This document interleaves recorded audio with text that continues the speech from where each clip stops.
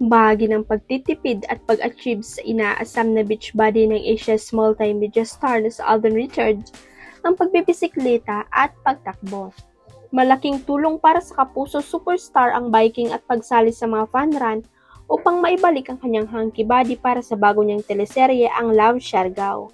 Recently lang ay natapos ni Alden ang kanyang unang triathlon relay sa BYD Ironman 70.3 Davao. Ayon kay Alden, malaking tulong din ang kanyang pagbibisikleta lalo na sa panahon ngayon na kailangan magtipid dahil sa oil crisis sa bansa dulot ng giyera sa Middle East. Aside from the fact na nakakatipid ka na nakatulong ka sa environment, you're also showcasing a healthy lifestyle and you're doing something for yourself as well. So I encourage everyone to bike ang payag ni Alden sa panayam ng 24 oras.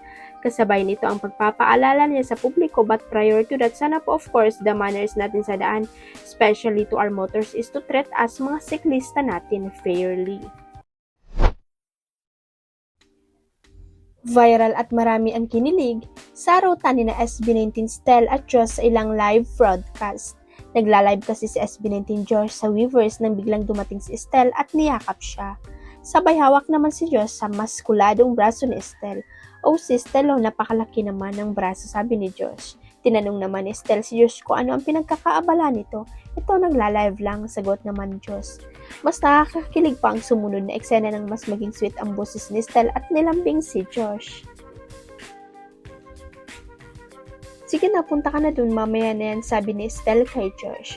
Pinag-initan pa niya ang viewers ng live broadcast, kaya binibisin niyo si Josh, sabi ni Stel sa viewers na nakayakap pa rin kay Josh.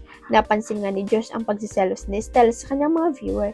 Niyaya naman siya ni Stel na kumain pero mas kumapit siya sa braso. "Gusto ko yan, alam mo namang busog na busog talaga ako dyan sa braso," sabi ni Josh na may halong panggigigil sa braso ni Stel.